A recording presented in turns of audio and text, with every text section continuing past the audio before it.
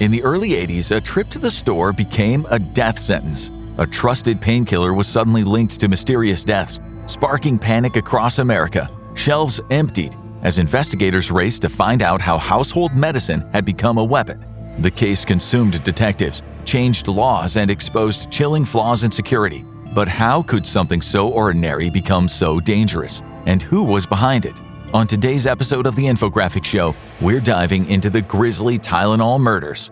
It was just another Wednesday in late September 1982. Around 6:15 a.m., 12-year-old Mary Kellerman of Elk Grove Village, Illinois, a quiet suburb 20 miles from Chicago, woke up with a pounding headache. Her dad told her it was okay to stay home from school. Mary went to the bathroom, opened the cabinet, and reached for a box of extra-strength Tylenol capsules that her mom had bought the night before. Moments later, her dad heard a loud thud, something hitting the floor hard. He rushed upstairs to the bathroom, where Mary, his only child, was lying on the floor, her pupils large and fixed, her breathing shallow. The paramedics arrived, but there wasn't much they could do. Mary was in cardiac arrest. They raced through the streets to Alexian Brothers Medical Center, where doctors desperately tried to save her, even hooking her up to a pacemaker.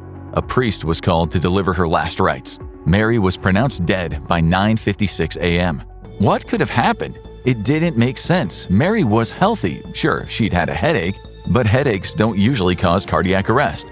But she was just the first in what was shaping up to be a very bad day for the city. That same morning, Adam Janis, a healthy 27-year-old postal worker, woke up with a head cold. After picking his kids up from preschool, he stopped at a Jewel Osco store in Arlington Heights, about 25 miles from Chicago, to buy some Tylenol. After lunch with his family, Adam took 2 Tylenol capsules and went to lie down. Moments later, he stumbled out of the bathroom, clutching his chest, and collapsed. He was rushed to the hospital, but it was too late. Doctors told his wife Teresa and the rest of his family that it was probably a heart attack, but they couldn't be sure until an autopsy was performed. Teresa, Adam's brothers Stanley and Joe, their mother, and Stanley's 20-year-old wife gathered at the family home to plan the funeral. Stanley complained of a terrible backache and said he needed to lie down. When they arrived, he was relieved to see a bottle of Tylenol on the counter. About 30 minutes after Adam's death, 27-year-old Mary Lynn Reiner of Winfield, a Chicago suburb, was preparing to feed her newborn son. She'd woken that morning with a searing headache and took a couple of Tylenol capsules that she'd recently bought from Frank's Finer Foods. Moments later, she staggered into the kitchen and collapsed into a chair, convulsing in front of her husband and mother-in-law. Her husband called 911 while his mother cradled the crying baby. The 3 other children shouting from upstairs asked what was happening. He told them to stay put. They would never see their mother alive again. By just after 5 p.m., the Janis family was still at Teresa's house. Adam hadn't ever told her about heart problems. She couldn't get her head around it. Life in America had been going so well, and now this. Stanley and Terry had only been married a couple of months in what was a huge affair at St. Hyacinth Church in Chicago, with all the Polish community in attendance. They were still waiting for the photos to be developed. They'd only just returned from their honeymoon in Hawaii. Both had jobs and were working on their new house. This was the American dream everyone in Poland was talking about. Stanley's back was still aching. He took out the Tylenol that he'd found earlier and asked if anyone else wanted one. His wife, Terry, exhausted with a pounding headache from all the stress, held out her hand. Moments later, Stanley stumbled out of the bathroom holding his chest, and then he just collapsed, caught by his brother Joe on the way down. White froth poured from his mouth. His eyes rolled in the back of his head. As their mom reeled in shock at what was happening, Terry started saying that she now felt strange. Adam's wife, Teresa, who'd now lost a husband and maybe even a brother-in-law, ushered her 2 young children over to her neighbor's house. What was this? What was happening here? Fire Lieutenant Chuck Kramer, who arrived with the paramedics, was greeted with utter chaos, tears, screaming, whispered prayers. Only 6 hours earlier, Chuck had been called to this same house for what seemed like the sudden death of a young man.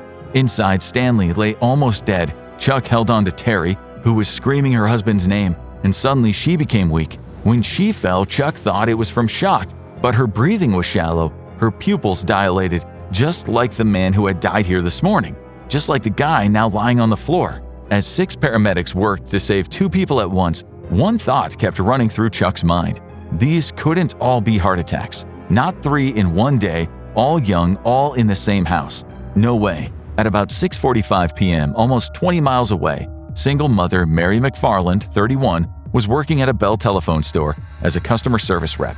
She'd been in a good mood lately. The work hours suited her life as a mom, and after a hard divorce, she started seeing someone new. Her boys were all doing well, so all things considered, life was starting to feel stable again. As the day wore on, she felt a headache coming. Nothing unusual in a job spent dealing with frustrated customers under the glare of buzzing fluorescent lights. Staff there often took little green headache pills they called greenies, but Mary preferred her own, the extra-strength Tylenol that she'd just bought from a Woolworths in the mall. She went to the break room, took a pill, and got back to work. Within maybe 10 minutes, she was back in the break room, her colleague now concerned. Mary looked awful. "I don't feel well," she groaned, and then collapsed. Mary, like Stanley, would soon be dead. Terry was on life support, but her chances of survival were slim to none. The Janice case was the strangest of all. 2, almost 3 dead in one house in a single day, all of them healthy. It was Nurse Helen Jensen who sounded the alarm. It seemed obvious to her. She knew all these people had taken Tylenol, so surely that was to blame. She told both the medical examiner and the police, but they didn't buy her theory. Tylenol didn't just kill people. Well, it could with an overdose, but 1 or 2 pills couldn't cause cardiac arrest. But Helen was certain. She took it upon herself to drive to the Janice house, later saying in an interview, "I went into the bathroom and found a bottle of Tylenol, and I brought it out to the kitchen with one of the police officers." She opened the bottle and she counted. 6 capsules were missing from a pack of 50. Searching for the receipt, she found it quickly. The Tylenol had been bought at the jewel store that very morning. 3 people dead, 6 pills missing. It had to be the Tylenol. She wasn't alone in her theory. Chuck Kramer, who had seen the carnage firsthand, was also suspicious. He tracked down a paramedic who worked on Mary Kellerman that same morning. The man confirmed that Mary had taken Tylenol before she died. He and Helen were almost positive it was the pills. They didn't speak to each other, but they both took their theories higher up, only to be told again that sudden death by over-the-counter medicine just wasn't plausible. That night, Helen went to bed crying, angry at the authorities for missing what seemed obvious to her. At least her husband believed her. The next morning, he got up early. He'd been watching the news. "Helen," he said, "you're right. It was Tylenol." The night before, as Helen was still at the Janice house, United Airlines flight attendant Paula Prince landed at O'Hare Airport after trips to Las Vegas and Hartford, Connecticut. Before leaving the airport, she wrote a note for her roommate at their Old Town condo on Chicago's near North Side. Paula had exciting news to share. On her way home, she stopped at Walgreens and picked up a 24-count bottle of extra-strength Tylenol. Back at the condo, she settled onto the sofa to watch some late-night TV. 2 days later, her roommate came home to find Paula's body stiff on the floor. In her pocket was the note. Paula had fallen in love and was about to be married. By now, Helen and Chuck's theory was starting to look frighteningly plausible. Nicholas Pichos, an investigator with the Cook County Medical Examiner's Office, had already obtained 2 suspect bottles of Tylenol. Both had the same lot number. He called his superior, Dr. Edmund Donahue, the Deputy Chief Medical Examiner for Cook County. After a quick smell test, it was clear something was wrong. The pills gave off a faint scent of bitter almonds, a telltale sign of cyanide. Cyanide suffocates the body from within, cutting off oxygen to red blood cells. Death usually follows within minutes of ingestion. That was almost exactly how these people had died. As night turned to morning, a lab technician returned with the blood results for Terry and Stanley Janice. There was no doubt they had been poisoned. By dawn, the news broke, which was what Helen's husband had seen on the TV. Authorities warned that the deadly batch was extra-strength Tylenol capsules. Citizens in the city were told to destroy any Tylenol at home, while Johnson & Johnson instructed retailers nationwide to pull the product from their shelves. At a midnight news conference on October 1st, Chicago's Mayor Jane Byrne went a step further and banned the drug in the city. Meanwhile, police lines were jammed with frightened callers, relatives wondering whether their sick or recently deceased loved ones might have fallen victim to the same unlikely killer. If tainted pills had spread through the entire USA, who knows how many people could die? But as investigators got on the case, they'd hoped the deadly version of the drug had come from just a few stores. Even so, the U.S. Food and Drug Administration was soon telling everyone in America not to take those pills for pain. It didn't matter where they had bought them or what batch they belonged to, it was just too risky. More tests confirmed what everyone now feared. The capsules contained cyanide. The Illinois State Police worked alongside the FBI, but since these were state-level murders and no federal law yet covered product tampering, the Bureau technically had no jurisdiction. Still, this was bigger than any ordinary case, whether accidental poisoning or homicide. The White House under President Ronald Reagan told the FBI to step in and clean it up. America was panicking. For Johnson & Johnson, it was a catastrophe. The company's stock began to slump. The FBI assigned dozens of agents to the investigation, but to justify its involvement on paper, it had to invent an angle.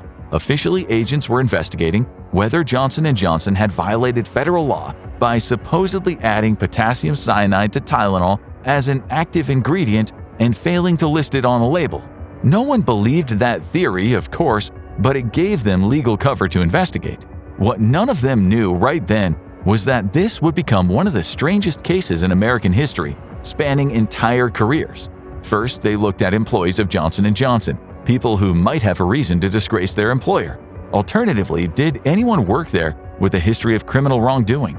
And what about the consumers? Were there any notable cases of angry customers who might want to hurt Johnson & Johnson's reputation?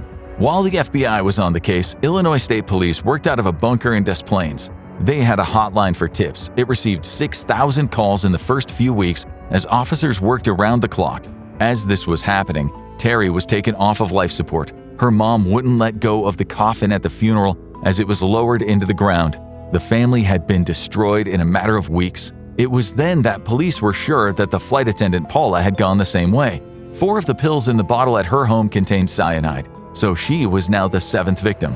What the public didn't know was that the police had set up secret cameras at all the funerals. It was well known that serial killers often like to see the results of their handiwork firsthand. Police even planted cameras at the victims' graves in case a stranger showed up in the coming weeks. They also staked out the victims' homes, hoping the killer might return to the scenes where his plan had played out. Police had a new computer database that could cross-check license plates. Any suspicious vehicles seen near the victims' homes or funerals could now be traced and investigated. It was a mammoth task. Within a year, they had 35,000 names. On top of that, they interviewed the victims' families, relatives, their colleagues, friends, anyone who knew them. Some were polygraphed, but nothing came of it. It became obvious that the killer didn't even know any of the victims. He or she hadn't been trying to kill one person and the rest collateral damage. Whoever this maniac was, they intended to murder a lot of strangers. This made the case so much harder to solve. They were looking for a ghost seemingly without a motive. Detectives began to ask questions. Had anyone been hospitalized with cyanide poisoning, maybe the result of an accident while contaminating the pills? Had anyone checked out books on cyanide from the library? Who was known as an amateur chemist who was buying chemicals no ordinary person would need? But they found nothing. Of course, investigators checked whatever security footage they could find, but this was 1982. CCTV wasn't common. A few stores had grainy images, but nothing that helped. In a move that bordered on desperation, the FBI even reached out to the Soviets, knowing their satellites were constantly spying on American cities. Stranger still, the Soviets were surprisingly open to helping, but they admitted that the suburbs of the Windy City weren't really important to them. After months of digging, the task force turned up no one at Johnson & Johnson who fit the profile of a revenge killer. Whoever had done this, they concluded, was probably a man. Profilers from the FBI's relatively new behavioral science unit noted that women tend to use poison more often than men, but when they do, they almost always have a specific victim in mind. Men, on the other hand, are more likely to kill indiscriminately. Some profilers, such as the legendary John E. Douglas, who throughout his career would interview Ted Bundy, John Wayne Gacy, and Ed Kemper, said the suspect was very likely a man shaped by childhood trauma, someone who may have taken out his pain on animals before turning on people, a pattern seen in countless serial killers. But they all agreed on one thing: the killer was almost certainly glued to the news, watching the chaos he had created unfold across the country.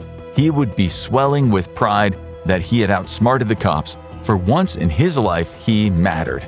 In the years to come, when they had 2 prime suspects, some detectives would say the profilers were spot on. But where had the killer actually contaminated those bottles? Had he done it at home and somehow gotten them back onto the shelves? Or had he tainted the capsules somewhere in the process of production and distribution? Police figured that it couldn't have been in the production plants. 1, if he wasn't an employee, he'd have been seen. 2, he would have had to go back several times since the pills weren't all made on the same day. So it was more likely that the cyanide had been added when they were stored in warehouses before being delivered to the stores. Meanwhile, Johnson & Johnson had to recall every Tylenol it had made for the U.S. market, costing the firm around $100 million. almost $336 million today. If the killer intended to hurt the company, he had already won.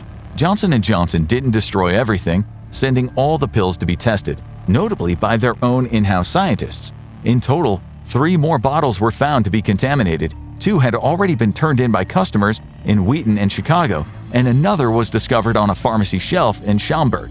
That made 8 contaminated bottles in total. Why those particular stores were targeted and not others was clearly part of a pattern.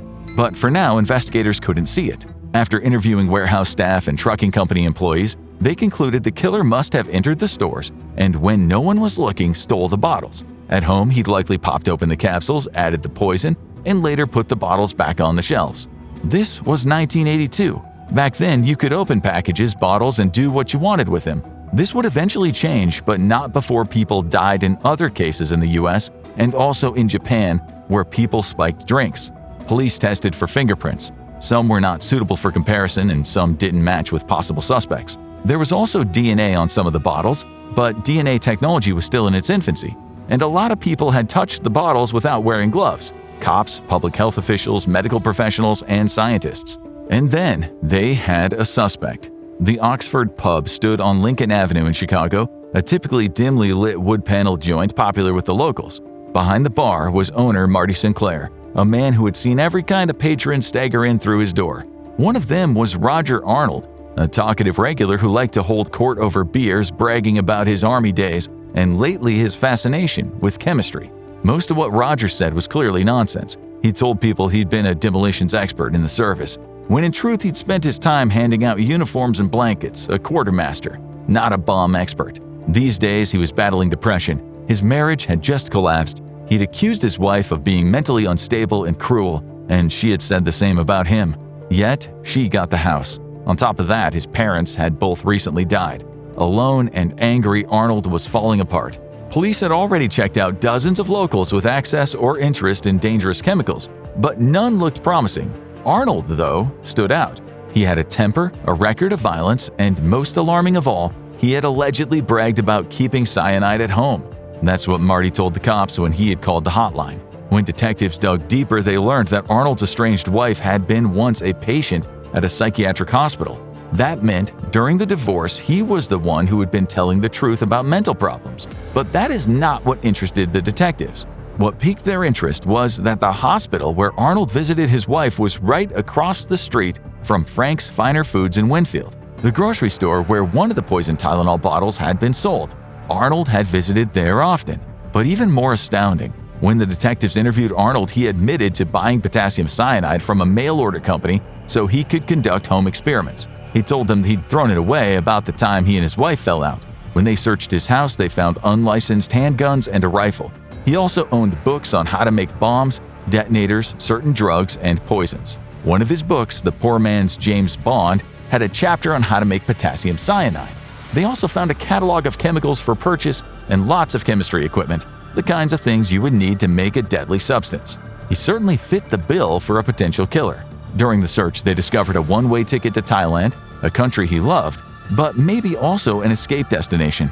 The more they looked into him, the more guilty he seemed. Speaking to people who knew him, they found out he hated the cops. According to one witness, he had a quick temper and was easily frustrated if things did not go his way. So, he was a loose, angry cannon who had recently lost everything, and he had experience with cyanide. In the world of suspects, you could hardly get any more prime. His entire life was turned upside down as his face was plastered all over the news. He became alienated from friends and paranoid. But there wasn't enough to charge him, so he was free to live his life, a life that was now tainted by suspicion and very heavy drinking. He heard through the grapevine that it was Marty Sinclair who'd first given the cops his name. One night at the bar, Marty walked in when Arnold was drinking. Arnold became enraged, but he didn't do anything yet. Later that same night, Arnold thought that he saw Marty in the street. He called over, pulled out his gun, and shot him dead. Except it wasn't Marty. He'd hit the wrong man, an innocent computer programmer with a wife and child. Arnold took off, but the next day he surrendered to police wearing his Pattaya, Thailand t-shirt. The adventure was over. He went to prison for murder, but they could never prove it was him who'd committed the Tylenol slayings. Some of the profilers insisted it was him, but there was a lack of evidence and motive. Circumstantially, He was red hot, but being a little crazy with a penchant for chemistry didn't make him a serial killer. Arnold died in 2008, a free man, but he was never truly free of suspicion. He'd always lingered in the background of the investigation, but he was a secondary suspect to another man, one we'll get to shortly. Whoever had done it, it inspired others. In 1986, 4 years after Chicago, a woman in Yonkers, New York died after swallowing cyanide-laced extra-strength Tylenol capsules. 5 days later, police discovered another contaminated bottle. 2 were found in separate A&P supermarkets and another at Woolworths. The murders reignited nationwide panic, proof that the unthinkable could happen again.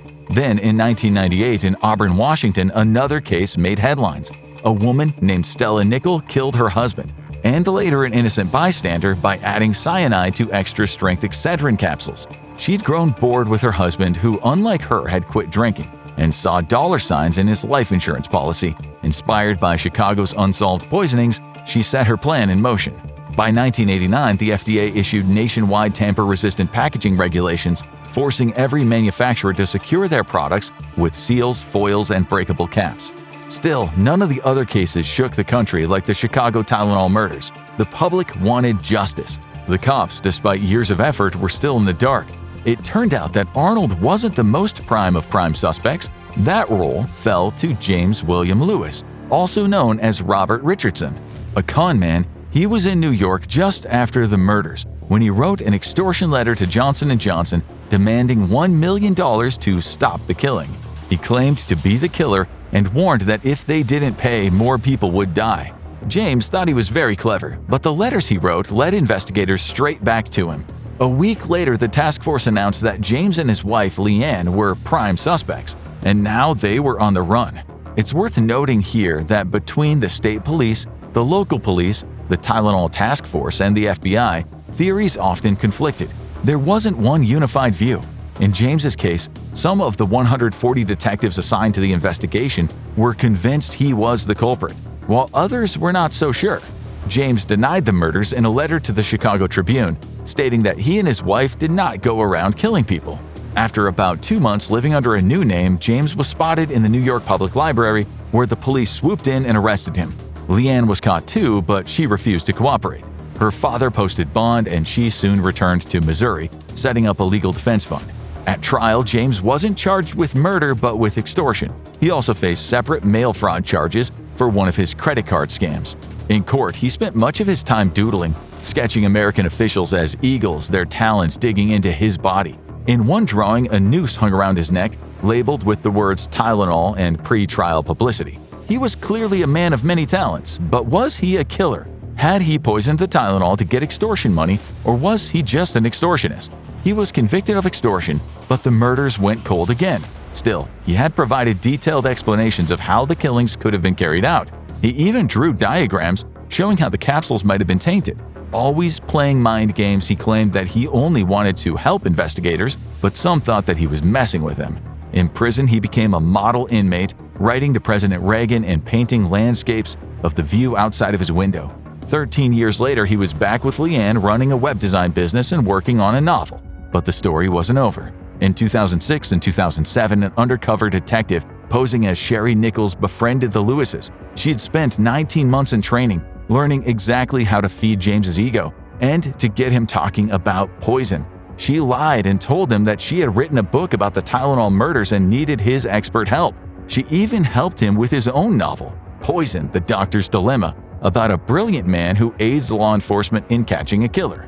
They became close friends, and Sherry, along with another undercover agent, Roy, even traveled with the Lewises to Chicago. They stopped at the Old Town Walgreens, where James remarked, "I haven't been this excited since I met my biological mother." Then he added that he was having déjà vu.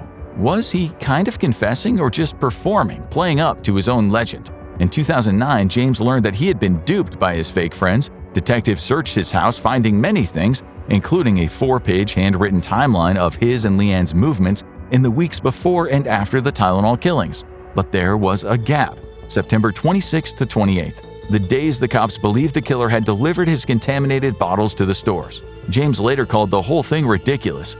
Sherry, he said, had even tried to convince him to change the ending of his novel so that the man helping the cops turned out to be the killer. In an interview, he bragged, but it didn't work out the way Roy and Sherry promised their bosses, who were bankrolling the sting operation.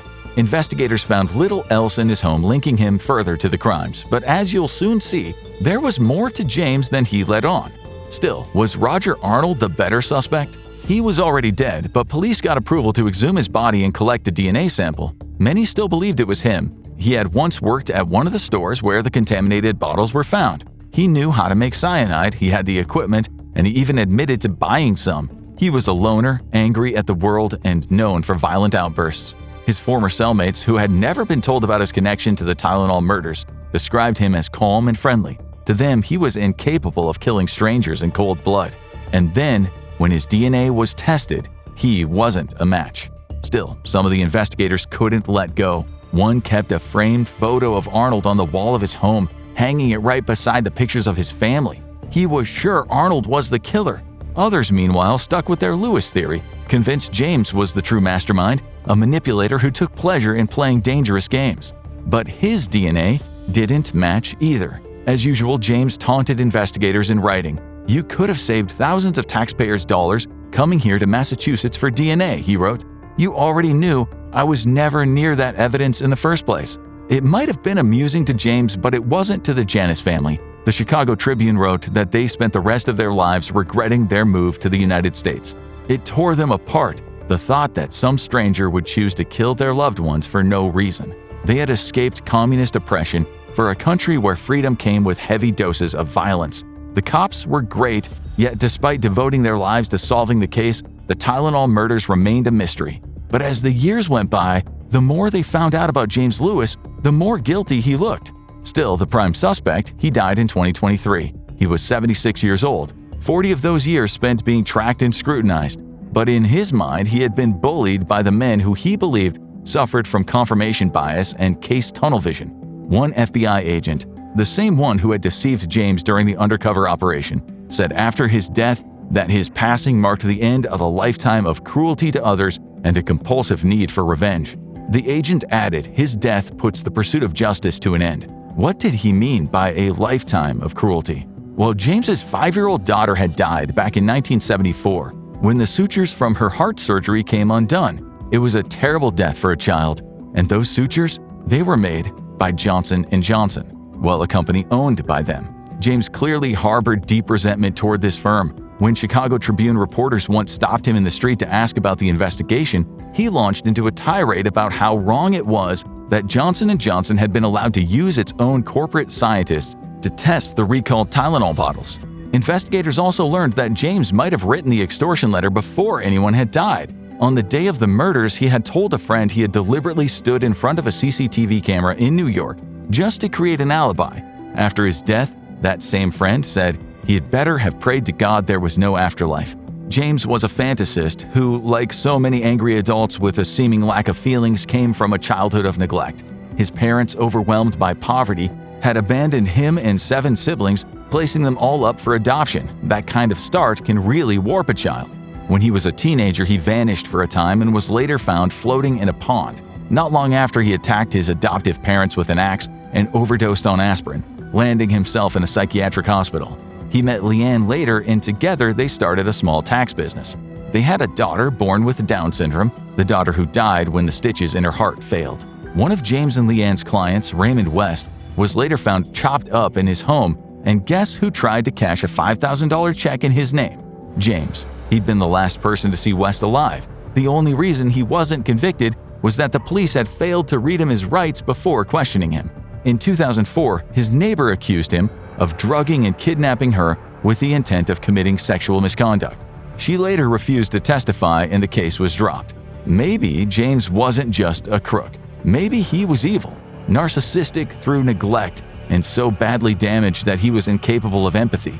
A bitter, twisted man desperate to get even with the world. And maybe in a way he did succeed. Because if he really was guilty, then every time you wrestle with a tamper-resistant package, every time your fingernails can't pry open that stubborn plastic seal around a bottle, maybe, just maybe, you have James Lewis to thank.